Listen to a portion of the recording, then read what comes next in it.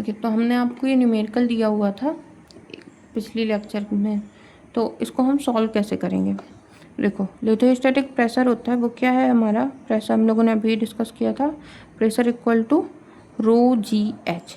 अब जो continental crust है उसकी डेंसिटी कितनी होती है, रो 2.8 ग्राम पर सीसी, एंड इस पे डेंसिटी कितनी होती है, वैसे तो 9.8 होती है, पर हम लोग ईज के लिए मान लो अगर यहाँ पे हम दे देते हैं जी इक्वल टू 10 कर दो, आप मीटर पर सेकेंड स्क्वायर कर दो,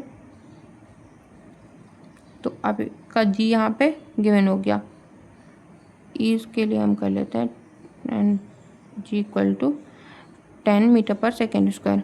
हाइट, अब जो आपकी अर्थ है, अर्थ क्रस्ट बोला ना इसने, कॉन्टिनेंटल क्रस्ट, कॉन्टिनेंटल क्रस्ट की हाइट कितनी होती है, 35 किलोमीटर होती है।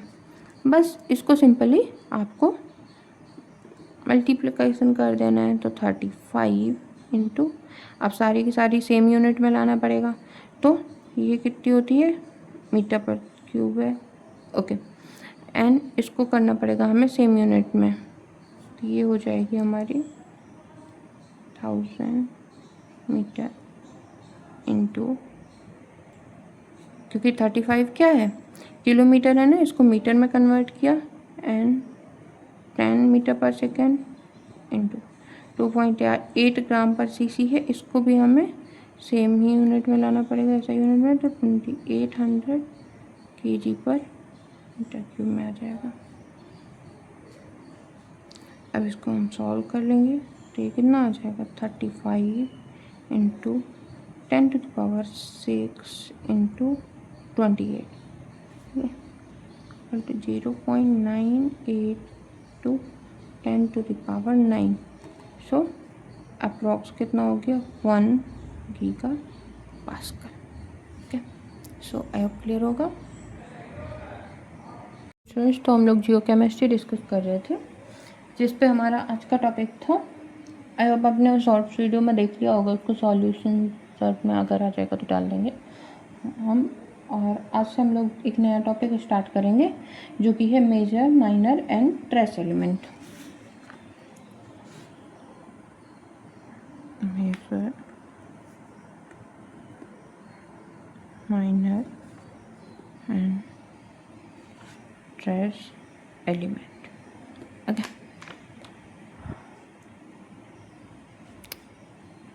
दिख रहा है, तो ये क्या होते हैं, कंसंट्रेशन के बेस पे डिवाइड होते हैं। ओके, ये किसी भी मिनरल में किसी एलिमेंट की जो कंसंट्रेशन है वो कितनी है, अगर किसी भी एलिमेंट की कंसंट्रेशन ग्रेटर देन 1 weight% होती है तो उसको बोलते हैं हम मेजर एलिमेंट, और अगर किसी की कंसंट्रेशन 0.1 to 1 weight% है तो उसको बोलते हैं हम माइनर कंसंट्रेशन, और अगर लेस देन 0.1 weight% है तो उसको हम बोलते हैं कि वो हमारा ट्रेस एलिमेंट है। एंड 1 weight% का मतलब क्या होता है, 10,000 ppm, पार्ट्स पर minute. Okay, ppm I hope आपको आता होगा, नहीं आता है तो बता दीजिएगा, फिर कर देंगे किस तरीके से कन्वर्ट करते हैं ppm ppb में। तो ये होता है मोस्टली हमारा जो मेजर, माइनर, ट्रेस एलिमेंट है। अब ये क्या क्या वर्क करते हैं, सो फर्स्ट होगा हमारा मेजर एलिमेंट, हेडिंग डालिए मेजर एलिमेंट। मेजर एलिमेंट क्या करते हैं, ये कंट्रोल करते हैं मिनरल, जो mineralogy, crystallising behaviour, melting behaviour igneous rocks का, and viscosity of magma, density, diffusivity को। अगर मैग्मा एनरिच है सिलिका से तो मैग्मा कैसा होगा, विस्कस नेचर का होगा, तो ये किसने कंट्रोल किया, जैसे एग्जाम्पल लें कि अगर मैग्मा रिच इन सिलिका है तो वो विस्कस मटेरियल का होगा, तो रिच किस में है, सिलिका में है, तो ये उसका क्या होगा, वेट परसेंटेज ज़्यादा हो रहा है ना, इसकी वजह से उसने क्या किया, पूरा का पूरा उसका जो मिनरोलॉजी, जो उसकी डेंसिटी है, जो उसका बिहेवियर है वो चेंज कर दिया। तो ये होता है मेजर एलिमेंट। माइनर एलिमेंट्स क्या होते हैं, माइनर एलिमेंट दो तरीके से वर्क करते हैं, जो 0.1 to 1 वेट परसेंटेज वाली कंसंट्रेशन से रहते हैं, ये दो तरीके से वर्क करते हैं माइनर। एक तो ये सब्स्टिट्यूट करते हैं एलिमेंट्स को in principle matter, so substitute करते हैं। एंड एक होता है कि वो अपना खुद का एसेसरी मिनरल फ्रेज बना लेते हैं इफ़ सफिशिएंट अमाउंट में है, मिनरल फेज क्रिएट कर लेते हैं। एक मिनट, तो अगर सफिशिएंट क्वांटिटी में है तो वो क्या करेगा, अपना एसेसरी मिनरल फेज बना लेगा। जैसे अगर जर्कोनियम है तो वो क्या बनाएगा, जिरकन क्रिस्टल बना लेगा। अगर फॉस्फेट मिल रहा है तो एपेटाइट बना लेगा। अगर को टाइटेनियम मिल रहा है तो वो रूटाइल बना लेगा या फिर इल्मेनाइट बना लेगा।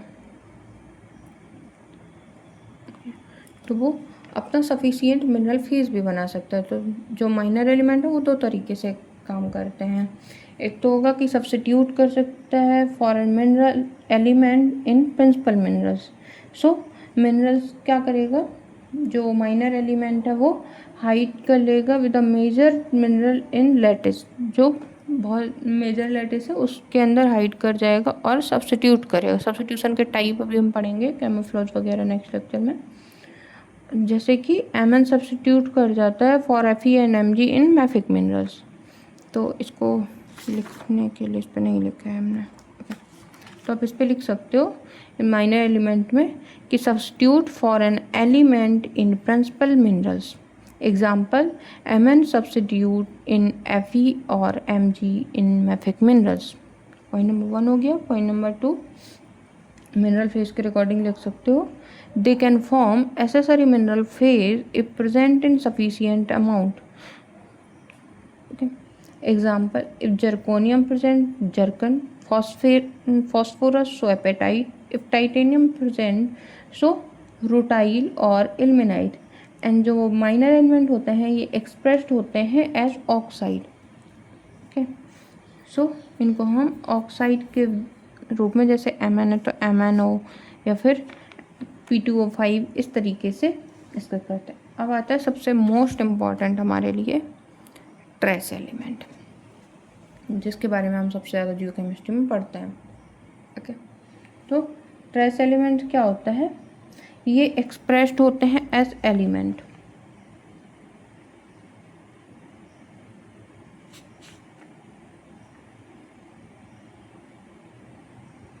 Expressed as element. ओके, और ये अपना मिनरल फेज खुद का कभी नहीं बना सकते हैं। So do not form own mineral phase. ये हमेशा क्या करेंगे, सब्स्टिट्यूट करेंगे किसी भी जो मेजर या फिर माइनर एलिमेंट को है। सब्स्टिट्यूट कैसे करते हैं, जैसे रुबीडियम है, रुबीडियम सब्स्टिट्यूट करता है जो पोटेशियम कंटेनिंग मिनरल्स होते हैं, जैसे के फेल्सपार को। इसमें जो पोटेशियम है उसको क्या करता है, रिमूव करके उसकी जगह खुद को सब्स्टिट्यूट कर देता है। इसका फॉर्मूला क्या होता है, के फेल्सपार का KAlSi3O8।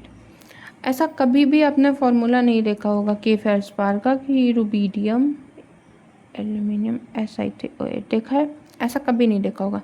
तो ये सब्स्टिट्यूट करेगा बट खुद का मिनरल फेज डिफाइन नहीं करेगा, खुद का एक मिनरल फेज नहीं बना सकते हैं ट्रेस एलिमेंट कभी भी।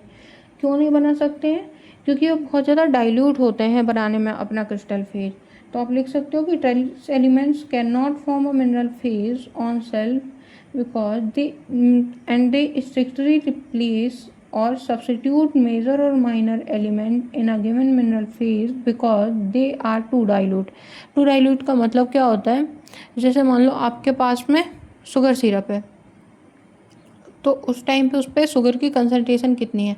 अगर आपने पूरा एक बकेट पानी लिया, उस पर 1 चम्मच शक्कर डाल दी, तो क्या कोई इफेक्ट आएगा, नहीं आएगा। तो वो पानी क्या है, टू डाइल्यूट है, बहुत ही ज़्यादा डाइल्यूट है। और अगर आपने 1 कप पानी लिया, उस पर 4 चम्मच चीनी घोल दी, तो वो फिर उतना डाइल्यूट नहीं होगा कंपेयर टू वन बकेट वाले में। तो इसको बोलते हैं हम कि कितना डाइल्यूट है कोई भी चीज़। ओके, तो ये बहुत ज़्यादा डाइल्यूट होने की वजह से नहीं बना सकता है। अब इनका क्लासिफिकेशन किया जाता है जो हमारे ट्रेस एलिमेंट है, तो इनको 2 तरीके से क्लासिफाई किया जाता है। एक तो इनकी पोजीशन के बेस पे, position on periodic table,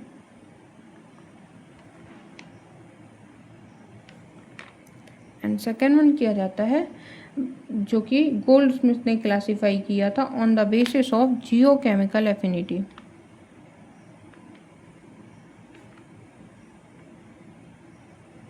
on the basis of geochemical affinity. So जो पोजीशन ऑफ पीरियोडिक टेबल है इसको हम किस तरीके से कर सकते हैं, कौन कौन सी चीज़ें इसमें आती हैं। सो नोबल गैसेस आएंगे, नोबल गैस के अलावा lanthanide series,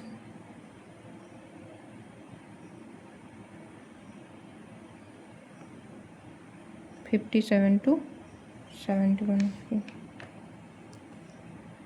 platinum group minerals आएंगे,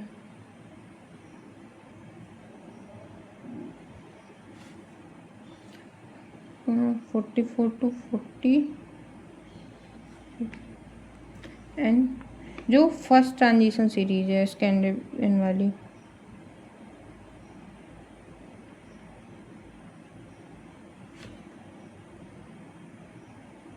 फर्स्ट ट्रांजिशन सीरीज है 21 to 30। ये हो गया पोजीशन के बेस पे। अब जो गोल्डस्मिथ ने किया था इसको क्या बोलते हैं, और Goldsmith classification of element.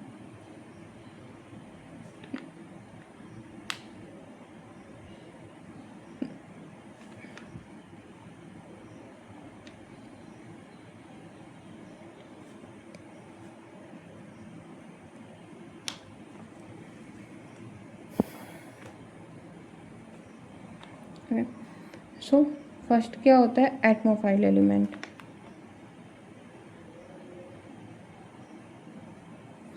एटमोफाइल element क्या करते हैं, एफिनिटी शो करते हैं टुवर्ड नोबल गैसेस, तो वो हो गए एटमोफाइल एलिमेंट, जैसे हाइड्रोजन, हीलियम, नाइट्रोजन और भी जो नोबल गैसेस हैं वो। नेक्स्ट है हमारा लिथोफाइल एलिमेंट। लिथोफाइल क्या किसकी ओर एफिनिटी शो करेगा, टुवर्ड द सिलिकेट। एंड ये किस में आएंगे, क्रस्ट एंड मेंटल दोनों में ही होते हैं जो लिथोफाइल हैं, जैसे एल्कलाइन क्रस्ट एंड हेलोजन है, टाइटेनियम है, वेनेडियम हो गया, क्रोमियम, ये सारी चीज़ें। नेक्स्ट है चैल्कोफाइल। चैल्कोफाइल क्या करते हैं, affinity toward sulphide mineral face.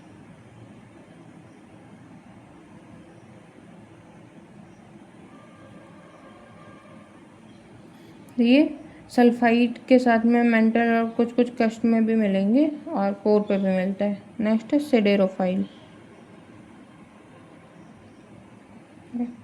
सिडेरोफाइल क्या करता है, नेटिव जो मिनरल्स होते हैं या फिर प्लैटिनम ग्रुप जो होता है एंड नेटिव मिनरल्स होते हैं जो एलॉय फॉर्म करते हैं उनको बोलते हैं।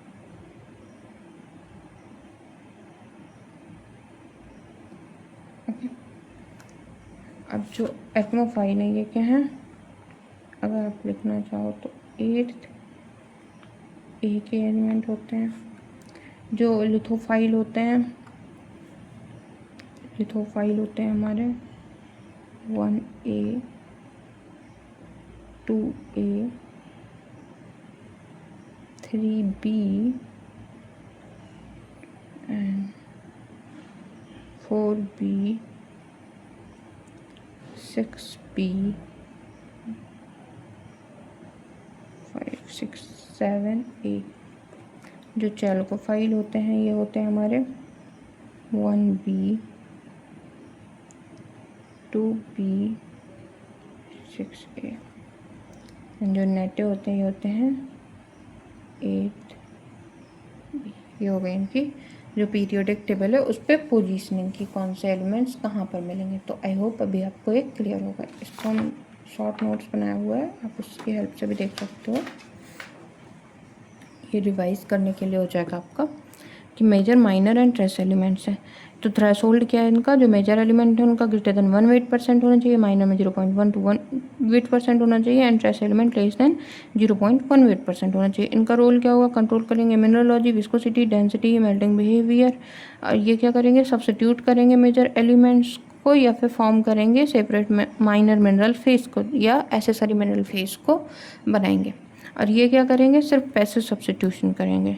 फेस क्या होगा, ये फॉर्म होगा फ्रॉम प्राइमरी मैग्मा फेस से फॉर्म होगा, ये जनरेट होगा एसेसरी मिनरल्स को जनरेट कर रहा है। और ये क्या कर रहा है, एक्ट कर रहा है strictly as substitutes with host structure. जो होस्ट स्ट्रक्चर है उस पर सिर्फ सब्स्टिट्यूशन का काम कर रहा है, खुद का मिनरल फेस क्रिएट नहीं कर रहा है, क्योंकि ये बहुत ही डाइल्यूट होता है जिसकी वजह से नहीं कर पाता है। Example SiO2 Al2O3 FeO MgO LeO and इसका TiO2 MnO P2O5 इस तरीके से। और जो ट्रेस एलिमेंट है वो रेयर एलिमेंट है, नोबल गैस है, ट्रांजिशन मेटल है। उसके बाद में गोल्ड स्मिथ का क्लासिफिकेशन है, लिथोफाइल, चेल्कोफाइल, सिडरोफाइल, एटमोफाइल। जो लिथोफाइल है वो रॉक लविंग होते हैं, सिलिकेट होस्ट करते हैं। जो चेल्कोफाइल है वो सल्फर लविंग होते हैं, सल्फर डिपॉजिट्स के आसपास मिलते हैं। जो सिडरोफाइल होते हैं वो आयरन लविंग होते हैं, आर्थोकोर या फिर जो आयरन मेटोराइट्स हैं उन पर मिलता है। एटमोफाइल है जो वो गैस लविंग होते हैं, मोस्टली एटमॉस्फेयर पे मिलते हैं। ये हो गया हमारा major, minor and trace element. इसके आगे जो नेक्स्ट लेक्चर होगा उस पर हम लोग स्टेलर नेबुला के बारे में पढ़ेंगे।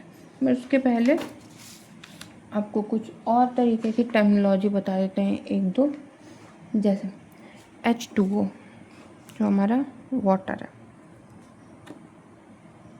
इससे रिलेटेड। तो H2O क्या है, मोस्ट कॉमन वोलाटाइल है रॉक्स और मिनरल में, आपने बहुत ज़्यादा जगह पे देखा होगा। तो ये है most common volatile in rock and mineral. Okay, अब ये कई टाइप से मिलता है, जैसे हमें मिलता है H2O प्लस के फॉर्म में। अब जो H2O प्लस है वो क्या होता है, स्ट्रक्चरल वाटर होता है।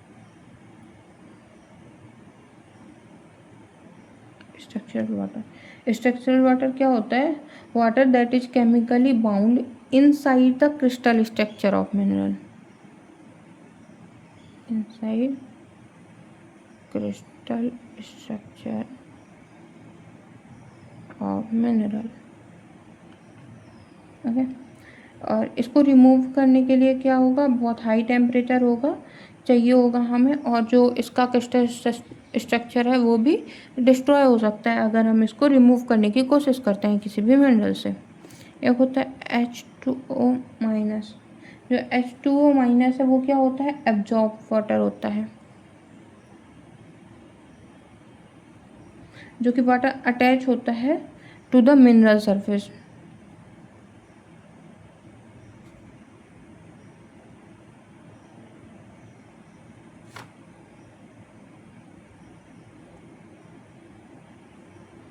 अटैच टू मिनरल सरफेस होता है। ओके, सो लगभग 100 डिग्री सेल्सियस में ये क्या करता है, इसको अगर रिमूव करना है तो ये 100 डिग्री सेल्सियस पे एवेपोरेट हो जाता है। अब एक होता है LOI, लॉस ऑफ इग्निशन। ये क्या होता है, सो लॉस ऑफ इग्निशन होता है weight loss by sample when heated in high temperature. weight loss by sample when heated in high temperature। Okay, तो उसको बोलते हैं हम LOI या फिर लॉस ऑफ इग्निशन। ये क्या होता है, इक्वल टू, अगर निकालना है हमें तो जो हमारा वाटर है जो स्ट्रक्चरल साइड्स पे है, तो स्ट्रक्चर वाटर माइनस जो हमारा वाटर एब्जॉर्ब हो रखा था, इसको घटा के कर देते हैं LOI equal to structural water minus absorb water. तो ये कुछ वोलेटाइल से रिलेटेड टर्मिनोलॉजी थी जो आई होप आपको समझ आई होगी। अगर इस लेक्चर में कोई भी डाउट होता है तो आप मैसेज कर सकते हैं, एंड ऐसे पढ़ते रहिए। इसके आगे का जो है वो हम आपको कल पढ़ाएंगे। तो जब भी आप इग्नियस पढ़ने का ट्राई करते हैं तो उसके पहले आप एक बार जियो केमिस्ट्री पढ़ लीजिए, जिसकी वजह से क्या होगा, जो बेसिक फैक्ट्स हैं वो आपको इग्नियस पे जाके कंफ्यूज नहीं करेंगे कि किस तरीके से एडियाबेटिक मेल्टिंग हो रही है, किस तरीके से वोलेटाइल्स पे इफेक्ट डाल रहा है, कौन सा मिनरल कंपैटिबल कहाँ पर है, कौन सा मिनरल अनकम्पैटिबल कहाँ पर है। कंपैटिबल इनकम्पैटिबल हम लोग फर्दर क्लासेस में डिस्कस करेंगे जैसे आगे बढ़ेंगे। तो इसकी वजह से हमने आपकी जियोकेमिस्ट्री स्टार्ट की, क्योंकि जो ये वाला सेमेस्टर इस पर आपका MSc वाले में चल रहा होगा। इसका भी देखिए, अगर आप कंपटीशन के लिए पढ़ रहे हैं तो वेरी गुड, फिर तो आपको पढ़ना ही है। बट जो MSc वाले हैं जिनको लग रहा है कि प्रीवियस वाले में हम पढ़ के आए जियोकेमिस्ट्री, तो ये इसलिए पढ़ा रहे हैं क्योंकि आगे जो सब्सिक्वेंट लेक्चर्स होंगे उनमें हम इग्नियस से स्टार्ट करेंगे। जैसे ही हमारा स्टडी का पोर्शन कवर होगा तो फिर इग्नियस से स्टार्ट करेंगे। उसके लिए ज़रूरी है कि हमें जियोकेमिस्ट्री के कॉन्सेप्ट्स क्लियर हो, इसकी वजह से हम आपको जियोकेमिस्ट्री पढ़ा रहे हैं। Okay, so thank you so much for attending this class. Very best for your examination.